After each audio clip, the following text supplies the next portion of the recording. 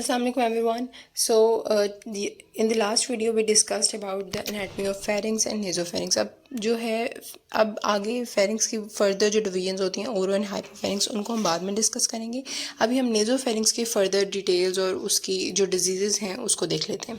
अब नेजोफेरिंक्स जैसे कि मैंने आपको पिछली वीडियो में बताया कि वो कहाँ पर लोकेटेड होता है, वो बिहाइंड द कोइना होता है, इंटीरियर टू वर्टिब्रा वो वाला एरिया होता है, between the base of skull and the soft palate. यानी अगर हम ड्रॉ करें, यानी ये है तो ये कोइना के पीछे यहाँ पर और ऊपर बेस ऑफ स्कल आती है, नीचे यूविला होता है और पीछे वर्टिब्रा होता है। तो ये सारा जो रीजन है दैट इज नेजोफेरिंक्स, इसकी बाउंड्रीज हैं। फिर इसकी लैटरल वॉल के अंदर यूस्टेशन ट्यूब की ओपनिंग हो रही होती है, वहाँ पर ट्यूब टोरस ट्यूबेरिस होता है, फोसा ऑफ रोजनमुलर होता है। ये सारी चीज़ें हमने एनाटमी के अंदर डिस्कस की थी। अब नेजोफेरिंक्स के अंदर ये जो रूफ है और पोस्टीरियर वॉल है, यानी रूफ बेस ऑफ स्कल और पोस्टीरियर वॉल, इसके जंक्शन पे एक लिम्फोइड टिश्यू का एग्रीगेट पड़ा होता है। यानी वहाँ पे लिम्फोसाइट्स और जो हम लिम्फेटिक सिस्टम के अंदर पढ़ते हैं कि उसके एग्रीगेट्स पड़े होते हैं लिम्फोइड टिश्यू के, और उनको हम क्या कहते हैं, उनको हम एडिनोइड्स कहते हैं। यानी वो टॉन्सिल्स होते हैं और उनको हम क्या कहते हैं, एडिनोइड्स कह रहे होते हैं। ठीक हो गया। अब जो है एडिनोइड्स, टॉन्सिल्स कॉमनली वैसे पैलेटाइन टॉन्सिल्स के लिए वर्ड यूज़ किया जाता है। एडिनोइड्स आपने बस इतना याद रखना है कि नेजोफेरिंक्स के अंदर लिम्फेटिक टिश्यू के एग्रीगेट्स हैं that are known as adenoids. ठीक हो गया। ये दो होते हैं, पेयर की फॉर्म में होते हैं और इनकी हाइपरट्रॉफी हो सकती है। बच्चों के अंदर ये बचपन से होते हैं और फिर 6 ईयर्स तक ग्रो कर रहे होते हैं साइज के अंदर, बिकॉज उनको देखो ये लिम्फोसाइट्स है, लिम्फोइड टिश्यू है, लिम्फोसाइट के एग्रीगेट्स हैं। अब बच्चे मुंह में क्या क्या डालते रहते हैं, नाक में क्या क्या डालते रहते हैं, तो उनको क्या होता है, इम्यूनिटी की जरूरत होती है। तो इसीलिए ये प्रोटेक्टिव मैकेनिज्म है। तो इसीलिए इनका साइज ग्रो करता रहता है अप टू एज 6 और फिर ये रिग्रेस और एट्रॉफी की तरफ चले जाते हैं।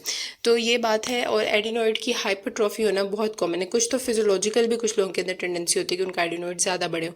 कुछ बच्चों के अंदर ऐसे होता है कि कोई डिजीज़ हो रही है, बार बार डिजीज़ हो रही है, कुछ भी रीज़न की वजह से जो एडिनोइड्स हैं वो काफ़ी उनकी हाइपरट्रॉफी हो जाएगी। अब एडिनोइड्स एनलार्ज हो जाएंगे तो क्या होगा, ये देखें, ये है, ये सारा नोज है, ये पीछे हमारा वर्टिब्रा है, ऊपर बेस ऑफ स्कल है, हार्ड पैलेट है, ये सारी नेजल कैविटी है। अब इस एरिया में यहाँ छोटे से एडिनोइड्स हैं। अब वो लेट्स से ये छोटे से नहीं रहे, ये इतने बड़े एनलार्ज हो गए, तो आगे यहाँ पे कोई ना को ब्लॉक करेंगे, नेजल ऑब्स्ट्रक्शन करेंगे। जो डिस्चार्ज यहाँ से ड्रेन होता है post nasal drip, nasal discharge यही होता है ना, यहाँ से जाता है ईसोफेगस में, वो इनगल्फ और वो सब, तो वो यहाँ हम स्वेलो कर लेते हैं। तो यहाँ से जो सारा डिस्चार्ज है वो इधर नहीं आएगा, बाहर की तरफ डिस्चार्ज होगा। सबसे बड़ा जो मेन प्रॉब्लम होगा वो क्या होगा कि यहाँ नेजल ऑब्स्ट्रक्शन की वजह से बंदे को सांस नहीं आएगा। तो पेशेंट को सांस नहीं आएगा, जब वो सांस नाक से नहीं ले पाएगा, उसको मतलब कोइना के पीछे से तो सारी ऑब्स्ट्रक्शन हुई है, तो क्या करेगा, मुंह खोल के सांस लेगा। तो ये बहुत टिपिकल सिम्टम होता है सिनेरियो में। जब भी एडिनोइड का सिनेरियो आएगा आपको हमेशा लिखा होगा कि एक चाइल्ड है, वो डल फेस है उसका, यानी डल एक्सप्रेशन है क्योंकि उसको सांस नहीं आ रहा, और भी आगे सारे सिम्टम्स हम पढ़ेंगे।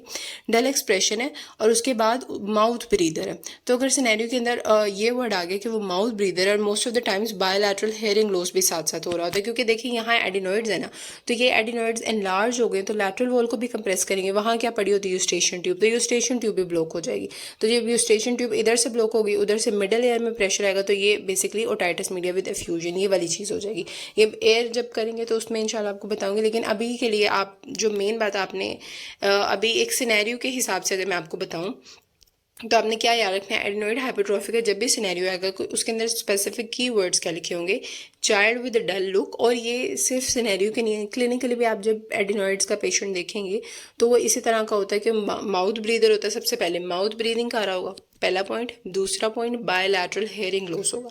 तो अगर माउथ ब्रीदर है, बायलैटरल हेयरिंग लॉस है, डल एक्सप्रेशन है, इस तरह का फेस है, इलोंगेटेड फेस है, मतलब नाक उसका मुसलसल बंद है, साथ उसको कॉन्टिन्यूस नेजल डिस्चार्ज रहता है, तो ये सिंपली एडिनोइड हाइपरट्रॉफी उसको है।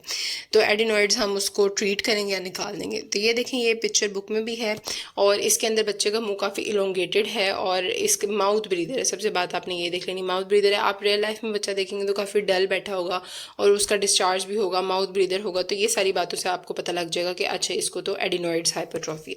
ठीक, तो ये डायग्नोसिस आपने करना है। अब आगे एडिनोइड्स, ये तो मैंने आपको सिर्फ बताया कि सिनेरियो को आपने डायग्नोस कैसे करना है। आगे उसकी फर्दर डिटेल्स हम करते हैं। सबसे पहले हम एनाटमी करेंगे। एडिनोइड्स क्या है, ये टॉन्सिल्स हैं जैसे कि मैंने आपको पहले बताया, लेकिन ये नेजोफेरेंजियल टॉन्सिल, जो आमतौर पे हम टॉन्सिल्स का वर्ड यूज़ करते हैं ना, वो पैलेटाइन टॉन्सिल के लिए होते हैं। ये वाले नेजोफेरेंजियल टॉन्सिल है, इनको हम एडिनोइड कहते हैं। कहाँ पे लोकेटेड होते हैं, between the junction of the roof and the posterior wall. अब इसमें क्या होता है कि लिम्फोइड टिश्यू ना मल्टीपल रिजेस में अरेंज हुआ होता है, और इसमें क्लेफ्ट्स होते हैं और डीप क्लेफ्ट्स होते हैं। ठीक, इसका कैप्सूल नहीं होता, जिस तरह जो पैलेटाइन टॉन्सिल है ना उसका एक प्रॉपर कैप्सूल और वो सब होता है, इसका कैप्सूल नहीं होता। और इसके अंदर क्या होते हैं कि जो लिम्फोइड टिश्यू है, ये सारा जो लिम्फोइड टिश्यू उसमें थोड़े बहुत क्लेफ्ट बने हो रहे होते हैं। और एपिथेलियम 3 तरह की होती है इसमें, pseudo stratified columnar, stratified squamous और ट्रांजिशनल, ये एमसीक्यू वगैरह के लिए देख लेंगे, इतनी कोई इंपॉर्टेंट बात नहीं है। फिर उसके बाद क्या है कि उसने जैसे कि ये बात मैंने बताई कि ऊपर आपको क्या बताया कि क्लेफ्ट्स होते हैं यहाँ पे, लेकिन एक इंपॉर्टेंट बात है कि इसमें क्रिप्ट्स नहीं होते। जो पैलेटाइन टॉन्सिल होता है ना वो इस तरह का होता है, यानी उसमें बाकायदा ऐसे डीप क्रिप्ट्स होते हैं। ये पैलेटाइन टॉन्सिल की शेप है। एडिनॉइड्स के अंदर क्रिप्ट्स नहीं होते, इसके अंदर बस क्या होते हैं कि थोड़े बहुत क्लेफ्ट्स होते हैं, डीप होते हैं, लेकिन प्रॉपर वो क्रिप्ट्स नहीं होते, कैप्सूल नहीं होता। ये वाली बात आपने याद रख लेनी है। पिछली स्लाइड के अंदर तो आज बहुत इंपॉर्टेंट बातें नहीं, इसमें आपने बस ये याद रखना है कि नेजोफेरेंजियल टॉन्सिल को आप एडिनॉइड कहते हैं, और इसके अंदर क्या होते हैं कि ये रूफ और पोस्टीरियर वॉल के जंक्शन पर लोकेटेड होते हैं, और इनके अंदर क्या होते हैं, क्लेफ्ट्स बन रहे होते हैं। फिर दूसरी बात आगे ये है कि इसमें क्रिप्ट्स नहीं होते। क्रिप्ट्स किस में होते हैं, पैलेटाइन टॉन्सिल के अंदर, जो ओर ऑफ मुंह के अंदर आपके होते हैं, और कैप्सूल इसका नहीं होता। फिर उसके बाद एडिनॉइड, जैसे कि मैंने आपको पहले बताया कि बर्थ पे प्रेजेंट होते हैं, फिजियोलॉजिकली एनलार्ज करते हैं up to 6 years of age, और एट्रोफी इसकी होना शुरू हो जाती है प्यूबर्टी की, और 20 तक ऑलमोस्ट ये डिसअपेयर हो चुके होते हैं। तो दिस इज अबाउट एडिनॉइड्स की एनाटमी। अब आपको जो बात आनी चाहिए ब्लड सप्लाई, ये अक्सर औकात क्वेश्चन भी आ जाता है, वाई में पूछी जा सकती है, तो एडिनॉइड्स की आपको ब्लड सप्लाई आनी चाहिए। इसके अंदर आपने 4 पॉइंट्स याद रखने हैं। सबसे पहले है फेशियल आर्टरी की असेंडिंग पैलेटाइन ब्रांच, ठीक है, वहाँ पैलेट के आसपास लोकेटेड होती है ना, पैलेट से ऊपर होता है नेजोफेरिंग्स, तो और नेजोफेरिंग्स में एडिनॉइड, तो आपने याद रख लेना है कि फेशियल आर्टरी की असेंडिंग पैलेटाइन ब्रांच, यानी ये है ना स्कल, और यहाँ पैलेट है, और बीच में क्या है, वो सारा एडिनॉइड्स वगैरह लोकेटेड है। तो यहाँ पे पैलेट को उसने फेशियल आर्टरी की ब्रांच दी, उसे असेंडिंग पैलेटाइन जो ब्रांच होगी ना वो किसको सप्लाई करेगी, एडिनॉइड्स को। तो आपने पहला पॉइंट याद रख लेना है, ascending palatine branch of facial artery. फिर दूसरी असेंडिंग कौन सी, असेंडिंग फेरेंजियल ब्रांच, और ये किसकी होगी, एक्सटर्नल कैरोटिड की, ठीक। और फिर तीसरा आपने मैक्सिलरी की याद रख लेनी है, फेरेंजियल ब्रांच। सबसे पहले आप असेंडिंग पैलेटाइन याद करो, ascending palatine of the facial artery, फिर असेंडिंग से दूसरी ascending pharyngeal, and this is of external carotid artery. फिर फेरेंजियल से आप याद कर लो कि pharyngeal branch of maxillary artery, और आखिर में असेंडिंग सर्वाइकल ब्रांच होती है, और ये थायरो सर्वाइकल ट्रंक से होती है। तो आपने मेन ये चारों के नाम नहीं भूलने, ascending palatine branch of the facial artery, ascending pharyngeal branch, ये किसकी होगी, एक्सटर्नल कैरोटिड की, और फिर pharyngeal branch of external maxillary artery, और आखिर में असेंडिंग सर्वाइकल ब्रांच, ठीक हो गया। तो ये ब्लड सप्लाई आपको आनी चाहिए। फिर लिम्फेटिक ड्रेनेज किधर होता है, ये क्यों इंपॉर्टेंट है, क्योंकि जब भी किसी ऑर्गन का या किसी चीज़ का भी इन्फेक्शन हो जाता है, ड्रेनेज उसका ब्लॉक हो जाता है या कुछ भी होता है, तो वहाँ के जो लिम्फ नोड होते हैं वो एनलार्ज हो जाते हैं। तो ये आपको क्लिनिकली इंपॉर्टेंट है, और ये बात आपको पता होनी चाहिए कि किसका लिम्फेटिक किधर होता है। सो एडिनॉइड्स के लिम्फेटिक्स कहाँ होते हैं, अपर जुगुलर नोड्स के अंदर होते हैं। वैसे मैं आपको बताया था पिछली वीडियो में कि नेजोफेरिंग्स के most of the lymphatics upper deep cervical nodes में हो रहे होते हैं, और यहाँ पे है अपर जुगुलर नोड्स में होते हैं, और ये पैराफेरेंजियल और रेट्रोफेरेंजियल नोड्स के थ्रू ये सारा ड्रेनेज इनके अंदर हो रहा होता है अपर जुगुलर नोड्स के अंदर, सही है। नर्व सप्लाई यहाँ पे 9 और 10 होती है, ठीक है, ग्लोसोफेरेंजियल और वेगस नर्व उसके ब्रांचेस होती हैं। अब एक बात ये है कि जो 9th नर्व है वो आपके एयर को भी सप्लाई कर रही होती है। ये लोग थोड़ी बहुत सेंसिटिव सप्लाई एयर में भी कर रहे होते हैं, दोनों नर्व्स 9th और 10th। तो जब एडिनाइटिस होता है तो इसकी वजह से एयर में भी रेफर्ड पेन हो जाती है। तो ये वाली बात है कि जब एडिनाइटिस होगा या इन्फेक्शन ऑफ एडिनॉइड्स होगा तो एयर में भी रेफर्ड पेन होगी, बिकॉज नर्व सप्लाई जो दोनों की है वो सेम होगी।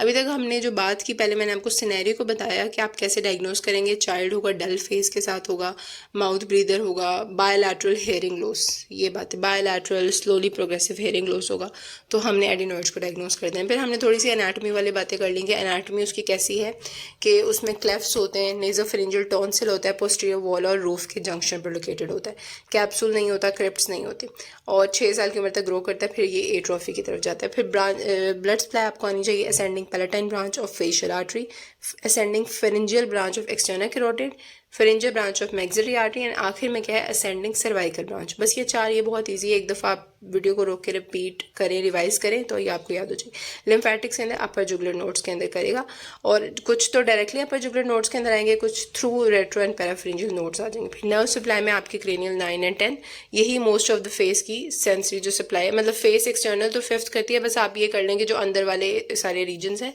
मोस्टली उन्हीं की करी होती है, क्रेनियल 9 एंड 10। एटियोलॉजी का क्या मतलब है कि एडिनॉइड्स नॉर्मल पड़े हुए हैं, अब हर बच्चे के अंदर होते हैं 6 साल, अब कुछ बच्चों के अंदर वो एनलार्ज हो जाते हैं। तो इसके कॉजेज़ क्या हो सकते हैं, सबसे पहले तो ये कि कुछ के अंदर जेनेटिक टेंडेंसी है कि उनके लिम्फॉइड और जितने भी टिश्यूज़ हैं उनका हाइपरप्लेजिया हो सकता है। तो जब पूरे जनरलाइज लिम्फॉइड हाइपरप्लेजिया हो सकता है तो उसमें एडिनॉइड्स भी ऑब्वियसली एनलार्ज होंगे, तो इस तरह से उनके एडिनॉइड्स एनलार्जमेंट हो सकती है, तो लिम्फॉइड हाइपरप्लेजिया हो सकता है। दूसरे नंबर पर रिकरेंट अटैक्स, अगर किसी बंदे को राइनाइटिस, साइनसाइटिस, इस तरह की चीज़ों में बार बार वहाँ पर इन्फेक्शन हो रहा है, तो रिकरेंट इन्फेक्शन वाले अटैक अटैक्स होंगे, उसकी वजह से ये लिम्फोइड टिश्यू, लिम्फोसाइट्स है, तो इसकी एनलार्जमेंट हाइपरप्लेजिया हो जाएगी। तो पहले आपने पॉइंट याद रखना है कि सम जो चिल्ड्रन हैं they have the tendency to have generalise lymphoid hyperplasia, जिसकी वजह से उनके एडिनोइड्स भी बड़े हो जाएंगे और उनको सिम्टम्स आना शुरू हो जाएंगे। दूसरे नंबर पे क्या है कि रिकरेंट अटैक्स हो सकते हैं, इन्फेक्शन उसको बार बार हो रहा है, नाक का इन्फेक्शन हो रहा है, गले का हो रहा है, राइनाइटिस, राइनाइटिस होता है नोज का इन्फेक्शन, टॉन्सिलाइटिस यानी मुंह के अंदर जो टॉन्सिल्स है उसका इन्फेक्शन, ये सारे इन्फेक्शन की वजह से उसके क्या होंगे, एडिनोइड्स एनलार्ज हो जाएंगे। और इसके अलावा एलर्जी भी कोई हो सकती है पूरे अपर रेस्पिरेटरी ट्रैक की। तो ये एटियोलॉजी में आपने बस ये बातें याद रख लेनी है। फिर आगे आ जाते हैं। अब यहाँ से काफ़ी इंपॉर्टेंट बातें जो आपके पेपर के हिसाब से इंपॉर्टेंट, आपसे पूछेंगे कि अच्छा आपने सिनेरियो डायग्नोस कर लिया कि ये सिनेरियो था, चाइल्ड डल फेस, डल लुकिंग था, बायलैटरल हेयरिंग लॉस था, माउथ ब्रीदर था, बस ये सिनेरियो के अंदर लिखा है, आपने डायग्नोस कर लिया दिस इज एडिनोइड्स। अब पूछा हुआ है कि आप क्लिनिकल फीचर्स क्या होंगे या आप कंफर्म कैसे करेंगे अपना डायग्नोसिस। तो जब भी पूछा जाए कि आप डायग्नोसिस कंफर्म कैसे करते हैं, सबसे पहले हम सिम्टम्स के बेस पे, देन एग्जामिनेशन एंड फिर इन्वेस्टिगेशन। तो सिम्टम्स क्या होंगे उसको। अब एडिनोइड्स जो है ना, जैसे कि मैंने आपको पहले बताया, ये नोज़ है और यहाँ पे कोई ना पड़े हुए हमारे, यानी नोज़ की पोस्टीरियर ओपनिंग है और ये सारी नेजल कैविटी है, ऊपर बेस को स्कल है, नीचे यूविला और पीछे हमारा वर्टिब्रा है। तो ये हमने नेजोफेरिंक्स बना लिया। अब यहाँ पर एडिनोइड्स बनाते हैं, ये नॉर्मल एडिनोइड्स हैं। अब किसी के क्या हुए हैं कि ये बड़े हो गए, जो हम ब्लैक से बनाने लगे, अब ये एडिनोइड्स क्या हो गए, एनलार्ज हो गए। अब जब ये एनलार्ज हो गए तो ये क्या क्या सिम्टम्स कोज करेंगे। सबसे पहले तो मतलब ये काफ़ी ज़्यादा एनलार्ज हो गए, इतने ज़्यादा एनलार्ज हो गए। सबसे पहला जो सिम्टम कोज करेंगे वो नेजल सिम्टम्स कोज करेंगे। 3 तरह के आपने बताने, पहले तो नेजल सिम्टम्स होंगे क्योंकि ऑब्वियसली ये नोज पे अफेक्ट आ रहा है, नोज ब्लॉक हो रही है। जो सिम्टम्स जितने भी होंगे वो सारे नेजल ऑब्स्ट्रक्शन वाले सिम्टम्स होंगे। दूसरे जो सिम्टम्स होंगे वो ओरल होंगे, ओरल यानी AURAL वाला ओरल, यानी कान के रिलेटेड जो सिम्टम्स है, बिकॉज यहाँ पर लैटरल वॉल के अंदर यूस्टेशन ट्यूब पड़ी होती है, वो ब्लॉक होना शुरू हो गई, तो उसकी वजह से सारे सिम्टम्स होंगे। और बाकी जनरल सिम्टम्स जैसे कि हमने फेस की बात की और ये सब, वो हम डिटेल से देखते हैं। तो सबसे पहले आप देखो कि अब ये एडिनोइड्स हैं, ये एनलार्ज हो गए। अब ये एनलार्ज हो गए तो नेजल ऑब्स्ट्रक्शन हो जाएगी। पहला पॉइंट हो गया नेजल ऑब्स्ट्रक्शन। नेजल ऑब्स्ट्रक्शन की वजह से क्या करेगा, वो माउथ ब्रीदिंग करेगा। और अगर जो child so I was saying कि ये एडिनोइड्स एनलार्ज हो जाएंगे तो नेजल ऑब्स्ट्रक्शन कराएंगे। अब नेजल ऑब्स्ट्रक्शन कराएंगे तो नेजल ऑब्स्ट्रक्शन की वजह से सबसे पहले तो उसको सांस नहीं आएगा।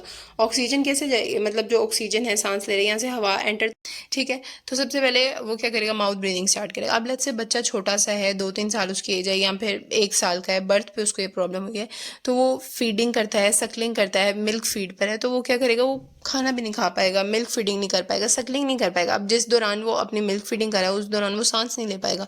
तो ये सारी रीजंस की वजह से ना उसकी ग्रोथ नहीं प्रॉपर होगी। तो ये आपने एडिनोइड्स के एनलार्जमेंट के अंदर बात याद रखनी है कि नेजल सिम्टम्स क्या होंगे। सबसे पहला तो उसको नेजल ऑब्स्ट्रक्शन होगी, आपने नहीं भूलना। नेजल ऑब्स्ट्रक्शन होगी, ये कॉमनेस्ट सिम्टम है, इसकी वजह से माउथ ब्रीदिंग होगी। जब माउथ ब्रीदिंग होगी तो ना वो खा पाएगा, ना वो अगर मिल्क फीड पे है तो मिल्क सकलिंग नहीं कर पाएगा। तो ये सारी वजूहात की वजह से फेलियर टू थ्राइव होगी, उसकी प्रॉपर ग्रोथ नहीं होगी। दूसरे नंबर पर नेजल डिस्चार्ज है, ये मैंने पहले भी आपको एक्सप्लेन किया कि ये आपका वो सारा माउथ है। आमतौर पे क्या होता है, यहाँ से नेजल जो सिक्रीशंस हैं वो आती हैं और वो कहाँ चले जाती हैं, फेरिंग से आगे नीचे इसोफेगस में, और तो स्वेलो कर लेता है बंदा। लेकिन अगर किसी के एडिनोइड्स एनलार्ज होंगे तो ये सिक्रीशंस पीछे की तरफ नहीं जाएंगे, तो ये सिक्रीशंस यहीं पे एक्यूमुलेट होंगे और वो बाहर की तरफ डिस्चार्ज करेंगे। नेजल डिस्चार्ज की ना 2 कॉजेज हैं। पहला कॉज क्या है कि ऑब्स्ट्रक्शन है।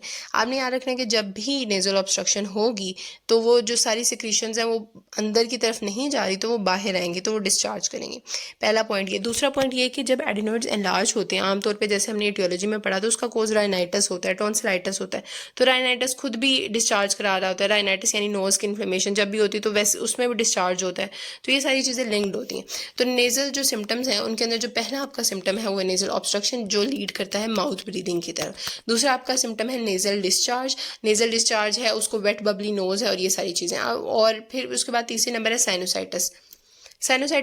साइनोसाइटिस के अंदर ये बात है कि सबसे पहले तो कौन सा साइनस इन्वॉल्व होगा, तो इसके अंदर मैक्सिलरी साइनस इन्वॉल्व होगा। मैक्सिलरी साइनस कहाँ पे लोकेटेड होता है, जो आपका नोज़ है, ये लेट्स से नोज़ है, ये एंटीरियर व्यू में बना रही हूँ, तो नोज़ के जो दोनों साइड्स पर ये वाले जो रीजन में साइनस होता है ना, यहाँ मैक्सिला बोन होती है, तो यहाँ पर जो साइनस होता है वो कौन सा होता है, मैक्सिलरी साइनस होता है। तो ऑब्वियसली साइनोसाइटिस होगा तो सबसे कॉमन साइनस कौन सा होगा, मैक्सिलरी साइनोसाइटिस हो सकता है। और इसके अलावा फिर उसने कहा है कि साइनोसाइटिस का कोज क्या है। एक तो मैंने कहा ना कि देखो एडिनोइड्स हैं, डिस्चार्ज हो रहा है, तो उस डिस्चार्ज की वजह से भी इन्फेक्शन हो सकता है, एडिनोइड्स एनलार्ज हैं। और ये भी हो सकता है कि क्रॉनिक मैक्सिलरी साइनोसाइटिस की वजह से उसको मतलब एडिनोइड्स का इन्फेक्शन हो गया और वो सब। तो ये सारी चीज़ें लेंगे। और फिर इसके अलावा एपिस्टेक्सिस हो सकती है, वो जो इन्फेक्शन इन्फेक्शन है, इन्फ्लेमेशन है, बार बार वो नोज़ ब्लो कर रहा है, नोज़ ब्लो बार बार कर रहा है, उस पर प्रेशर आ रहा है, तो उसको एपिस्टेक्सिस हो सकती है। और आखिर में ये है कि ये देखें यहाँ पर मतलब ये आपका नोज़ है, ये पीछे एडिनोइड इतने बड़े एनलार्ज हुए हैं, तो इस ये जो स्पीच है, ये पीछे जो नेजल कॉम्पोनेंट ऑफ स्पीच है वो लॉस हो जाएगा। तो इसकी वजह से उसकी जो स्पीच है वो डी नेजल स्पीच है, आप इसे कहते हैं राइनोलैलिक क्लोजा भी इसे कहा जाता है। तो वॉइस के अंदर यानी नोज़ वाला जो इफेक्ट है एम एन ये वाली साउंड्स वो नहीं प्रोड्यूस कर पाएगा। तो अगर हम नेजल सिम्टम्स को रिवाइज करें तो क्या सिम्टम्स उसके नोज़ वाली इफेक्ट से प्रोड्यूस हो रहे हैं। सबसे पहला जो सिम्टम है वो है नेजल ऑब्स्ट्रक्शन। जब ऑब्स्ट्रक्शन कॉज कराएगा तो वो माउथ ब्रीदिंग करेगा। माउथ ब्रीदिंग के बाद दूसरा सिम्टम है डिस्चार्ज का। अब डिस्चार्ज है तो डिस्चार्ज की वजह से इन्फेक्शन भी हो सकता है, और मोस्टली इन्फेक्शन कौन सा होगा, साइनोसाइटिस, वो भी मैक्सिलरी साइनस का, तो क्रॉनिक मैक्सिलरी साइनोसाइटिस हो सकता है। देन फिर थर्ड नंबर पे फिर फोर्थ पे एपिस्टेक्सिस हो सकती है, ब्लीडिंग वो करेगा, बिकॉज नोज ब्लोइंग बार बार करेगा तो वो प्रेशर आएगा तो एपिस्टेक्सिस हो सकती है। एंड आखिर में वॉइस चेंज होगा। तो ये पांचों आपने याद रखनी, nasal obstruction, nasal discharge, epistaxis, sinusitis and voice change. जब भी आपसे कोई पूछे ना कि नेजल ऑब्स्ट्रक्शन हो गई, किसी बंदे का नाक बंद हो गया, तो मतलब इस तरह से नाक बंद हो गया, तो कौन कौन से सिम्टम आएंगे, तो मोस्टली हमेशा यही सिम्टम्स होते हैं जब भी नेजल ऑब्स्ट्रक्शन होती है। Mouth breathing, nasal obstruction, discharge, nasal obstruction की वजह से बाद में डिस्चार्ज हो जाए, sinusitis, epistaxis and voice change. You should remember मसला हमारा नेजल ऑब्स्ट्रक्शन होगी, discharge, sinusitis, epistaxis, D nasal speech, ये हमने कर लिया। फिर उसके बाद ओरल सिम्टम्स होंगे जो कानों के रिलेटेड हैं। अब उसके हमने 5 याद किए, इसके 4 याद करने हैं आपने, ठीक है।